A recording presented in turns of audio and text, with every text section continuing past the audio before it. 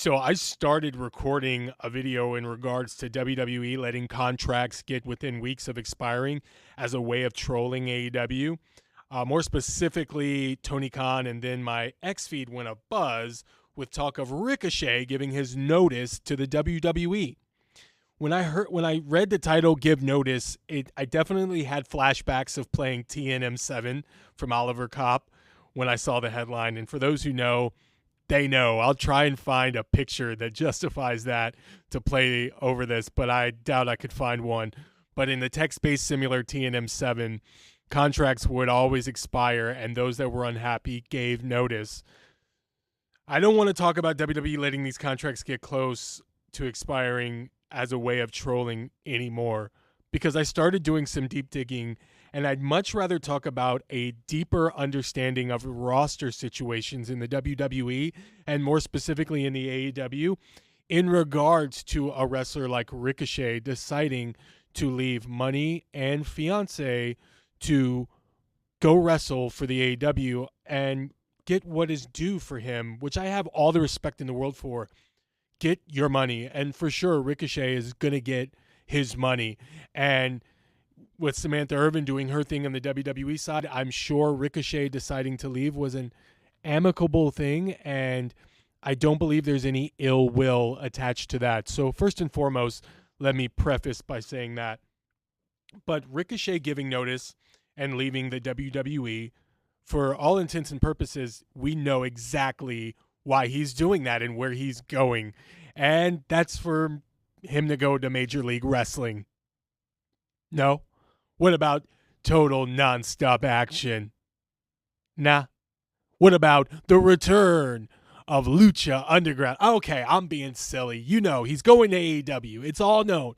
He is packing his bags from the WWE. He is going to the AEW, and he's going to take the advice of Will Ospreay and Swerve Strickland, Swerve being a part of Lucha Underground as Killshot, and Ricochet being Prince Puma, and respect him for being the evolution to the style of high flying that you see today that everybody is admiring of, and give him his flowers in the twilight of his prime. So will Ricochet follow suit and join, and is there a plan for him? That is something else I want to talk about. But first, let's get into the contracts expiring. Is this a residual mess from when head of talent relations Don Vittrell was letting contracts run out and had a reputation for not being cut out for the job? Because I remember that. It happened earlier in the year, I believe, and contracts like Natalia's, Drew McIntyre, Seth Rollins, Becky Lynch, all their contracts were expiring, and there was a head of talent relations at the time that was let go. He had a bad reputation for, not being cut out for the job, but also the locker room didn't really like him. And so he gets let go. I'm assuming that this is just residual spillover from that situation, and this isn't some massive troll job to see if Tony Khan has all of the money in the world to pay for all of this talent, which I know he has a lot of money, but I don't think he has enough money to work with all of that talent. And plus, he's got 110 wrestlers, and I swear to God, I read this somewhere. I don't know if it was a troll job, but it was 110 wrestlers that have not seen television, primetime television, this year for AEW. Now, I could be wrong, and you know me. I'm impartial Marshall, pro WWE, pro AEW, pro TNA, pro NJPW, pro wrestling, goddammit. But I got to keep it a buck. There's only so much talent that you can use with 5 to 6 hours of television a week. And the WWE has that problem as well. I'm not admonishing I'm not just going after the AEW here. I'm going to call a spade, and I'm going to admonish the WWE and AEW at the same time for this. There's only so much talent. And they should have the talent that they need, that they can get the most out of. They could utilize the best, right? So, in a perfect world, I'm going to let you know who I would send from AEW to WWE and who I would send from WWE to AEW And I think you would get the best utilization of what their cultures are supposed to be, what their mindsets are supposed to be. And hopefully, if something like this would go on, then you would no longer look at Tony Khan and abdicate his responsibilities. So for AEW, I think these guys are mostly, and I will preface this by saying most of these guys are spillover from the Cody Rhodes side of things. Cody Rhodes had a vision. He had a vision of what he wanted to see in AEW, and AEW had other EVPs that had their own vision, and I think Tony Khan more associated with those other EVPs than with Cody Rhodes. Because I still believe that Tony Khan does not want to beat WWE at their own game. He wants to beat WWE by doing the alternative, which is why he talks about sickos and you know all that stuff, because it's a certain type of wrestling fan that has a palate for anything that isn't the WWE. Hardcore wrestling, high spots, no selling, not a whole lot of in-ring talking, not a whole lot of episodic storytelling. Anything that is anti-WWE, then Tony Khan's going to put on television and cater to that audience that's craving anything but the WWE. Anything. And I understand that. And I did a video about it. It's called Understanding Tony Khan. And I'm going to put it up here so that you guys can click it and check it out. Because I'm trying to understand the beast. I'm trying to get to understand where Tony Khan is coming from. Why he's not listening to legends. Why he is not listening to Jim Cornette, Conan, Disco Inferno, Eric Bischoff, Vince Russo. And why all of these guys, I mean, you know, Vince Russo, Eric Bischoff, and Jim Cornette, you get them in the same room, there's going to be an argument. Everybody's going to be talking over each other. You're going to need security. For some reason, they all agree Tony Khan is not doing the professional wrestling business justice by putting together weeks of television that looks like what Dynamite, Collision, and Rampage look like, right? So, that being said, there is a roster in AEW that just doesn't belong based on what Tony Khan wants. And I'm gonna name some of the wrestlers. We're gonna move them over to the WWE. We're gonna play a little fantasy booking here, and then we're gonna move WWE guys back over to AEW. We're gonna see if we can do this in as short as time as possible. I'm gonna see if I can do this for the AEW. Thunder Rosa, FTR, Ricky Starks, Wardlow, The Acclaimed, and you can throw Billy Gunn in that as well. Tony Storm, Big Bill, Malachi Black, Buddy Matthews, Brody King, Ruby Soho, Miro, the Gun Boys, Danhausen, Dustin Rhodes, Powerhouse Hobbs, Samoa Joe. Do not belong in the culture that Tony Khan is trying to create. They do not belong. My opinion. And, you know, Timeless Tony Storm is doing great.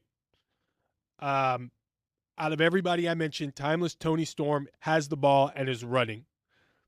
Doesn't mean she fits in what Tony Khan sees for AEW's future, in my opinion.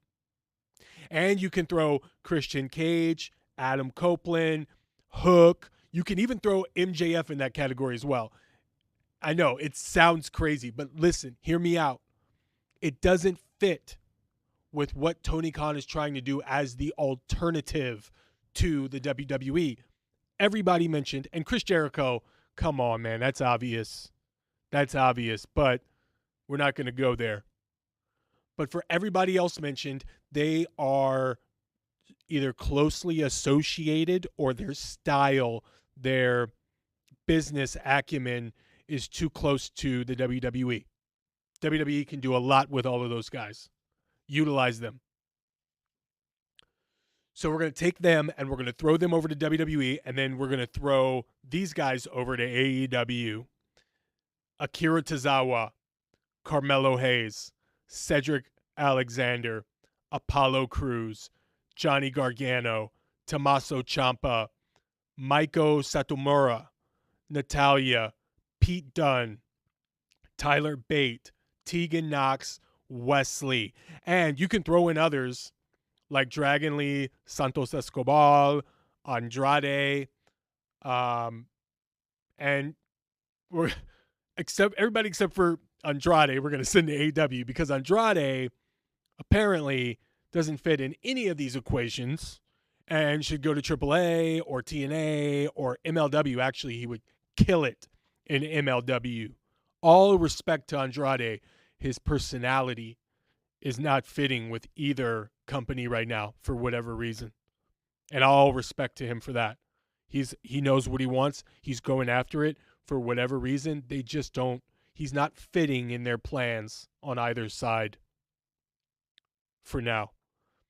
So if you could do a trade and send those guys to those, I don't think there's a need for Tony Khan to work with certain guys from that he's working with right now. Like, look at Acclaimed. The Acclaimed, look at Wardlow. I mean, these guys don't have a room. They don't fit in Tony Khan's vision. The same with guys like I believe Triple H sees stuff in Johnny Gargano and Tommaso Ciampa, but at the same time, they're coming to the end of their career. They're about to feud again. They're about to rehash something that happened in NXT. Respectfully, the same with Tyler Bate and Pete Dunne. The same program is going on. They're a tag team. Eventually, they're going to split. They're going to feud. They don't have what the WWE is looking for as a total package. They're ancillary players. They can put on great matches and have high spots like what Tyler Bate and Pete Dunne and Johnny Gargano and Tommaso Ciampa did at WrestleMania 40, and that's it. Send them to AEW. I promise you Tony Khan would know what to do with guys like that on the same. So I'm playing a spade here. You guys let me know what you think in the comments. Am I missing anybody? Did anybody get missed? Now, let's get to Ricochet. Ricochet, I believe, will do great in the AEW. I was upset because I didn't get to see him do a 630 off the shoulders of Omos and become the heel that I saw his trajectory going when he came in with a suit and was talking shit to Ilya Dragunov.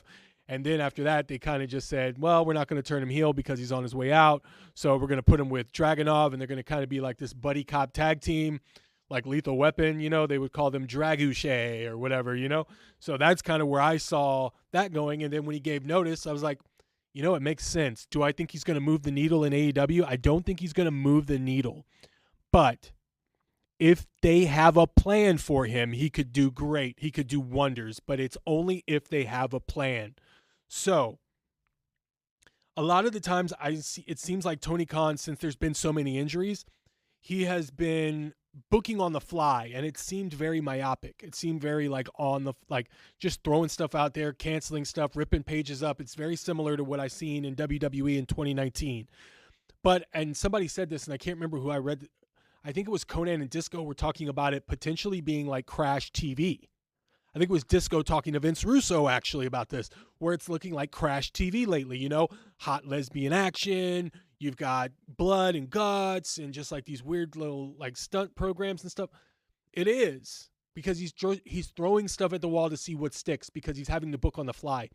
I've said this for a long time on this platform and others, that Tony Khan needs to let all of his other priorities go and focus 100% on professional wrestling, focus 100% on AEW so that he can do the type of planning that is required for him that he did in the first 2 years of AEW that was so successful.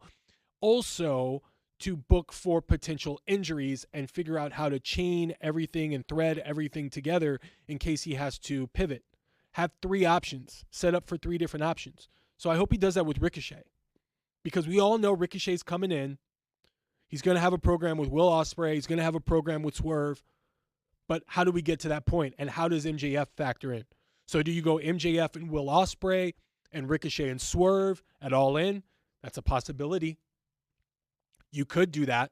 Do you put Will Ospreay, Swerve Strickland, and Ricochet in the ring at the same time in a 3-way dance at All In? You could do that. It would be huge. But what's the plan to get there, and is it going to make sense? And that's all I'm saying, because you got to have a plan if you're going to get to that point. And I'd be interested in seeing if Tony Khan, in the event that he gets Ricochet, and we all know he's going to get Ricochet, if he has that plan. So that's all I'm saying. We'll see. Time will tell. Is he going to the AEW? I'm pretty sure it's a foregone conclusion at this point. And what does that mean for the other contracts that are expiring? And is Tony Khan going to utilize Ricochet in a way that's not just going to get the most out of Ricochet and extend his for lack of a better term, if he's boost him to levels not seen before, give him what his due for all that he has put in professional wrestling, but at the same time also show wrestlers that are over at WWE, hey, I know how to utilize you. You're not being utilized in WWE. Why don't you come over here? Because we've heard it time and time again that Tony Khan only knows how to work with people that have already been established elsewhere. And it's hard for him to build people from scratch into superstardom. And I've said that before, that MJF was kind of the outlier there. He figured out a way, whether it be from listening to Cody Rhodes and CM Punk, which I'm sure he was soaking up a lot of information from them, but also the ability creatively to find his own lane and Tony Khan get out of the way and let him go through it. Not a lot of wrestlers have been able to do what MJF has done in AEW. So, Darby Allin would be another one. So is he going to utilize Ricochet for what is due for him? Is he going to catapult, pun intended, Ricochet to the heights that he needs to be at on top of the mountain? We'll find out. But you guys let me know in the comments what you think. Where do you think Ricochet is going? Do you think, you throw me with curveballs, do you think he's going to TNA, MLW? Do you think they're going to bring Lucha Underground back? Or do you think he's going to AEW? And if he is, what kind of plan do you think is set out for him? You guys let me know what you think. If you had those roster changes, do you think it would be enough? Am I missing anybody on those? You guys let me know. Thanks again for everybody that has been listening and following and telling a friend to tell a friend. I couldn't do this without you guys. It's much appreciated. We've come a long way in such a short amount of time, and it's all due in part to you. I cannot thank you guys enough.